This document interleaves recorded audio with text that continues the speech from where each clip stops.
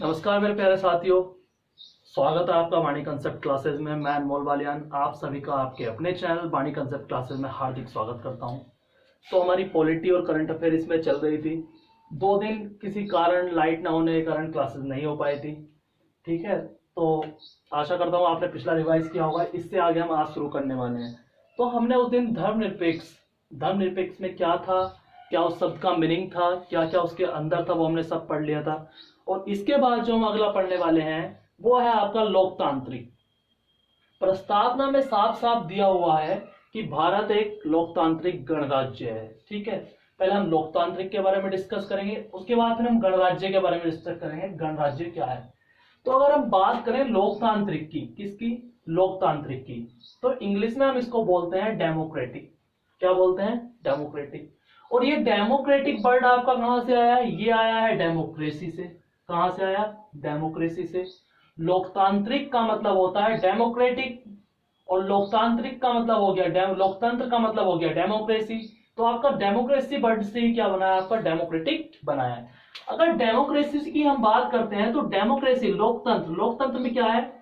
शुरू में आपका एक वर्ड बन जाता है डेमोस। इसे 2 पार्ट में हमने डिवाइड कर दिया, डेमोस और कार्टिया। ठीक, तो जो डेमोस और ये कार्टिया आपका बना, तो डेमोस का अर्थ आपका हो जाता है जनता यानी कि पीपल्स। क्या हो जाता है? जनता यानी कि पीपल्स। जो कार्टिया का आपका मीनिंग होता है वो आपका होता है शासन यानी कि रूल। क्या हो गया? रूल। अब इन दोनों से एक हमारा निकल के आया कंक्लूजन कि जनता और शासन, क्या आया? पीपल का मतलब जनता और रूल का मतलब शासन। तो जनता का शासन, किसका? जनता का शासन ही आपका क्या होता है? डेमोक्रेसी या डेमोक्रेटिक। क्या होता है? जनता का शासन।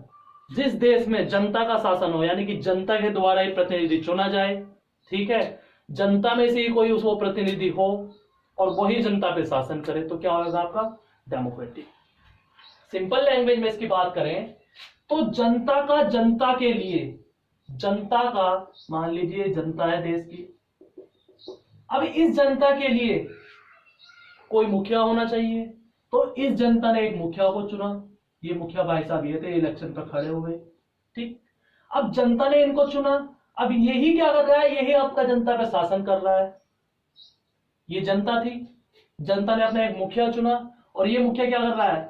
ये मुखिया ही जनता पे शासन कर रहा है। तो जनता का, जनता के लिए, जनता के द्वारा चुना गया शासन ही आपका लोकतांत्रिक कहलाता है। क्या कहलाता है? लोकतांत्रिक कहलाता है। अब जो लोकतांत्रिक का विचार, डेमोक्रेटिक का विचार दिया था वो आपका किसने दिया था प्रस्तावना में? वो आपका दिया था अब्राहम लिंकन ने। किसने दिया था? अब्राहम लिंकन ने।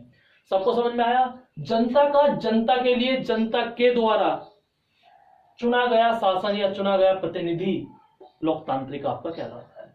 क्यों? क्योंकि जनता थी। अब जनता को क्या जरूरत पड़ी कि हमारे बीच में एक मुखिया होना चाहिए जो हमारे क्या डिसीजन ले सके, कुछ महत्वपूर्ण निर्णय ले सके। तो इन्होंने किया क्या? इन्होंने अपना एक प्रतिनिधि चुना। अब जाहिर सी बात है, जब ये प्रतिनिधि चुना है तो ये शासन किस पे करेगा? जनता पे करेगा। तो घूम फिर के मैं आया, जनता का, जनता के लिए, जनता के द्वारा चुना गया शासन आपका लोकतांत्रिक होता है। भारत एक लोकतांत्रिक गणराज्य है। ठीक, इससे आगे बढ़ते हैं।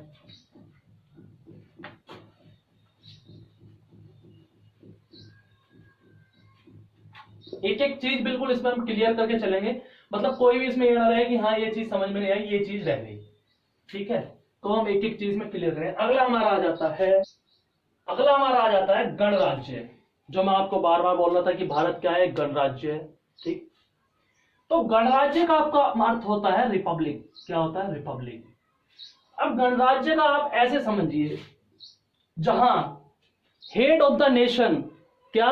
हेड ऑफ द नेशन निर्वाचित होता है यानी कि इलेक्शन के द्वारा उसका वोटिंग होकर निर्वाचन होता है। वो हमारा कैसा राज्य होता है? वो हमारा गणराज्य होता है। मान लीजिए एक व्यक्ति है और ये क्या है? किसी देश का हेड ऑफ नेशन है यानी कि राष्ट्र अध्यक्ष है। अगर ये व्यक्ति जो राष्ट्र अध्यक्ष है ये निर्वाचित है यानी कि इलेक्टेड है, इलेक्शन के द्वारा इसको वोट दिया गया है, ये इलेक्टेड है, तो वो राज्य हमारा गणराज्य है। सिंपल डेफिनेशन की बात अगर करते हैं तो राष्ट्रीय अध्यक्ष जिस देश का राष्ट्रीय अध्यक्ष निर्वाचित होता है, इलेक्टेड होता है, वो हमारा क्या होता है, वो हमारा गणराज्य होता है। जैसे भारत क्या है, भारत एक गणराज्य है, क्योंकि भारत का हेड ऑफ नेशन, राष्ट्र अध्यक्ष कौन होता है, आपका राष्ट्रपति होता है। कौन होता है, राष्ट्रपति होता है आपका हेड ऑफ नेशन। और राष्ट्रपति भारत में कैसा है, भारत में राष्ट्रपति निर्वाचित है, यानी कि राष्ट्रपति का क्या होता है, इलेक्शन होता है, और इलेक्शन की प्रक्रिया के द्वारा भारत के राष्ट्रपति को चुना जाता है, इसलिए भारत एक गणराज्य है। यही प्रोसेस की बात करते हैं तो दूसरा आपका हो जाता है यूएसए। यूएसए में भी क्या है, राष्ट्रपति का चुनाव होता है, चुनाव के बाद वहां का राष्ट्रपति चुना जाता है। तो अमेरिका भी कैसा है, गणराज्य। ठीक है, तो हमने 3-4 वर्ड जो थे हमारे कंप्लीट कर लिए। इसके मैं आपको पूरा कराऊंगा, जैसे हम संसद उसमें शुरू करेंगे तो संसद पढ़ाते टाइम हम उसमें पूरी चीज करेंगे। संसदीय प्रणाली क्या थी, संसदीय प्रणाली में क्या होता है, संसदीय प्रणाली में आपका यह होता है कि जो प्रधानमंत्री होगा वो भी निर्वाचित होगा, जो राष्ट्रपति होगा वो भी निर्वाचित होगा, यानी कि सरकार का मुखिया भी निर्वाचित होगा और देश का मुखिया भी निर्वाचित होगा। तो वो हमारी कौन सी हो जाती है, संसदीय प्रणाली। एक आपकी हो जाती है राजतंत्रात्मक प्रणाली। कौन सी, राजतंत्रात्मक प्रणाली, जिसमें क्या होता है, वंशानुगत शासन होता है। वंश के हिसाब से, जैसे पहले राजा बन गया कोई तो उसका बेटा ही राजा बनेगा, इस हिसाब से वो हम सारा संसद में डिस्कस करेंगे। फिलहाल जो हमारी प्रस्तावना चल रही है इसमें मेन पॉइंट सारे निपटाते हुए चल रहे हैं। ठीक है, इसके बाद में हम बात करेंगे कि प्रस्तावना में जो संशोधन हुए हैं, जो अमेंडमेंट हुए हैं, वे कौन कौन से थे।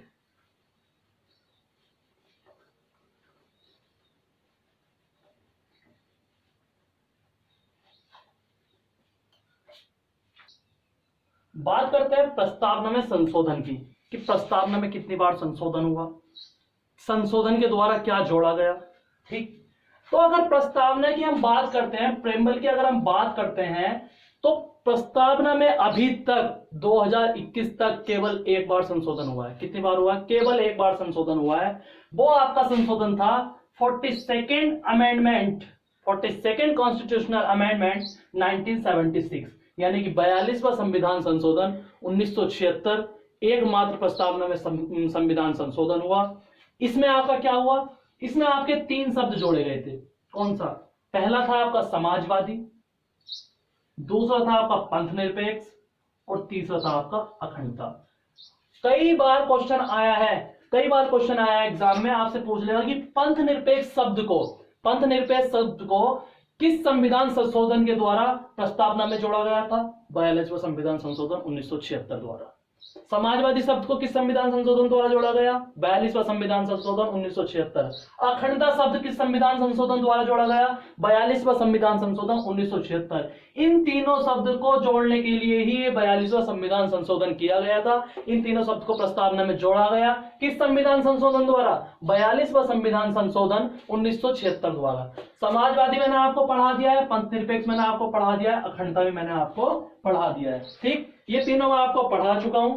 जिसमें हमारा समाजवादी क्या था, जहां अर्थव्यवस्था पर समाज का अधिकार होता है, यानी कि जहां की अर्थव्यवस्था, इकोनॉमी पर समाज का अधिकार होता है, वो आपका क्या होता है, समाजवादी। पंथ निरपेक्ष मैंने आपको पढ़ा दिया था कि राज्य का कोई अपना धर्म नहीं होगा, सरकार का कोई अपना धर्म नहीं होगा। ठीक है, इससे आगे हम बात करते हैं तो प्रस्तावना से संबंधित एक बहुत महत्वपूर्ण केस है, केशवानंद भारती केस। कौन सा, केशवानंद भारती केस।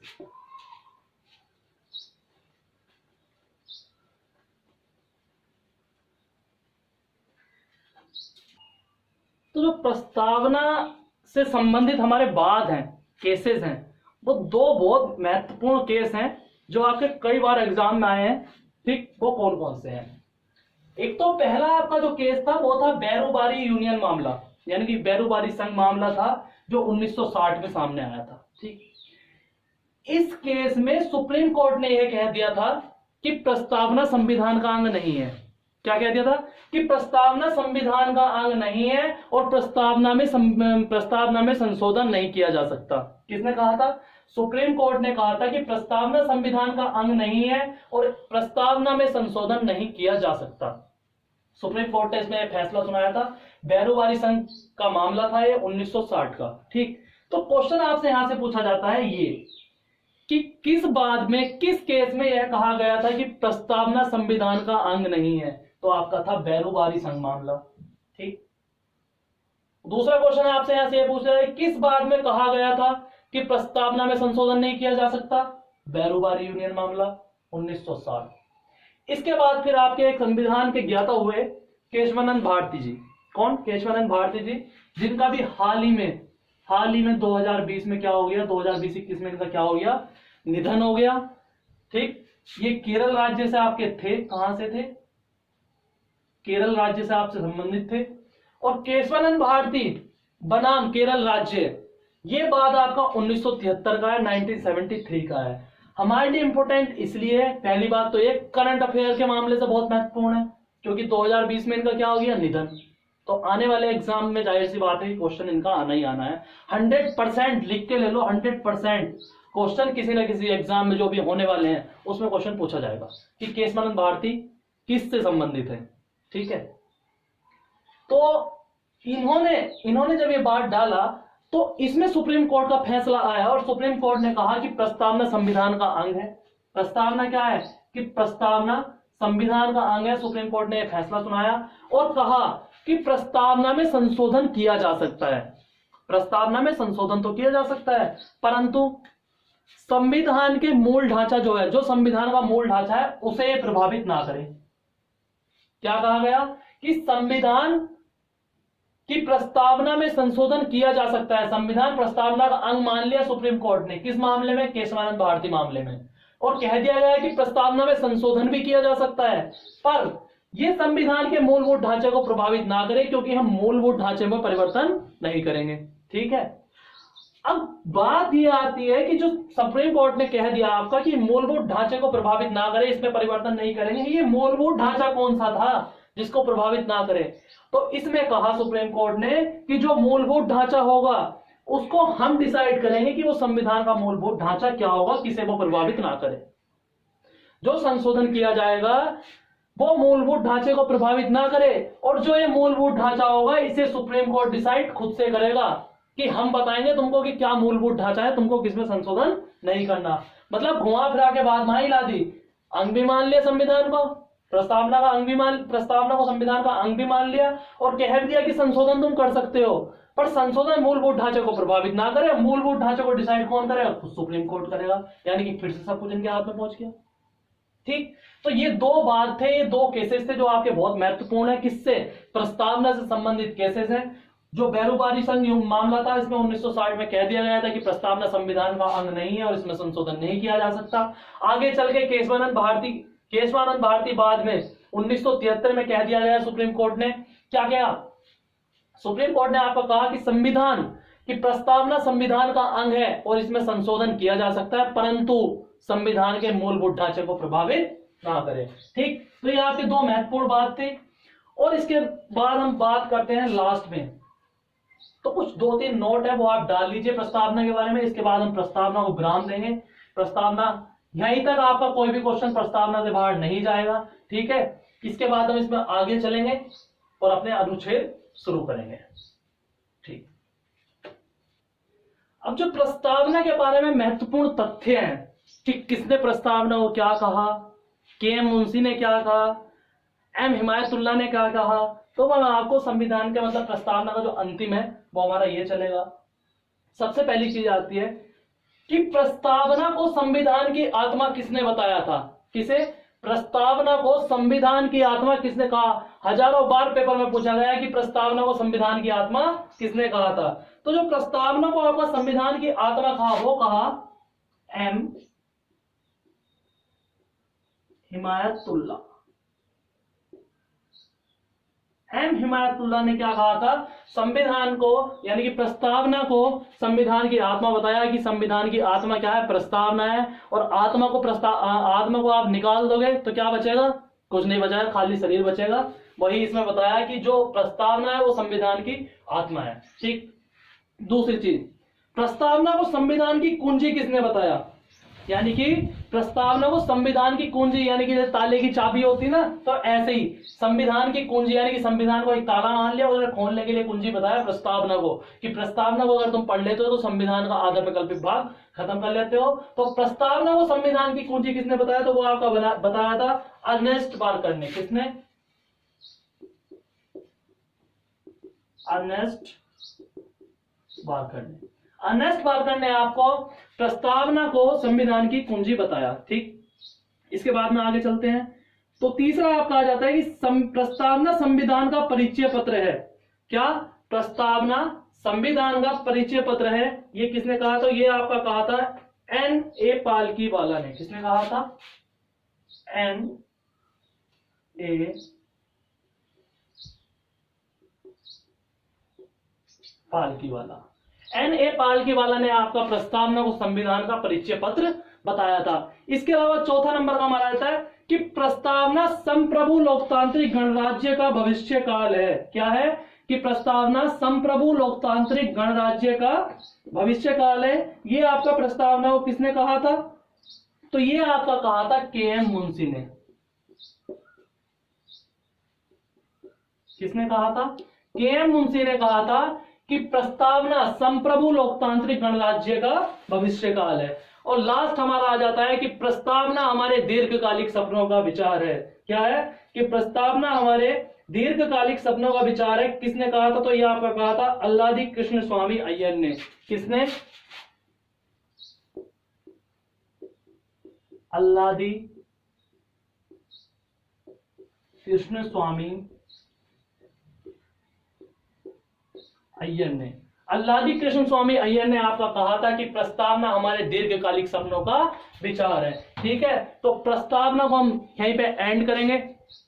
इसके अलावा अगली वीडियो में जो हम पढ़ेंगे, जो आपकी अगली क्लास होगी, उसमें हम संविधान का भाग 1 शुरू करेंगे। वीडियो आपको कैसी लगी जरूर बताएं। पूरा एक एक क्वेश्चन आपका यहां से ही आएगा। इस चीज की मैं आपको भरोसा दिलाता हूं कि एक भी क्वेश्चन आपका पॉलिटिक अगर कहीं भी किसी भी पेपर में आ रही है तो मुश्किल से ही कोई क्वेश्चन आपका यहां से बाहर जाएगा। 50 से 60% तो स्टैटिक जीके में ये पूछ दिया जाता है। स्टैटिक जीके में ये आपका पूछ दिया जाता है कि संविधान की आत्मा किसने कहा। और इसमें कंफ्यूज मत होना, संविधान की आत्मा की बात 2 जगह की गई है। एक तो क्या, B.R. अम्बेडकर ने जो संविधान की आत्मा बताया तो वो आपका बताया था आर्टिकल 32। किसे? आर्टिकल 32 यानी कि अनुच्छेद 32 को संविधान की आत्मा बताया। किसने? B.R. अम्बेडकर ने। और प्रस्तावना को संविधान की आत्मा किसने बताया था? M. हिमायतुल्लाह। तो इसमें कंफ्यूज बिल्कुल मत होना, इसमें ज्यादातर धोखा लगता है कि किसने आत्मा बताया था संविधान की। ठीक है, तो जो प्रस्तावना को बताया था वो बताया था M. हिमायतुल्लाह ने, और जो आर्टिकल 32 को संविधान की आत्मा कहा है वो आपका कहा है B.R. अम्बेडकर ने। ठीक है, तो वीडियो को ज्यादा से ज्यादा शेयर करें, अपना प्यार बनाए रखें, लाइक करें, सब्सक्राइब करें। मिलते हैं नेक्स्ट क्लास में भाग 1 के साथ संविधान के। Thank you, have a nice day.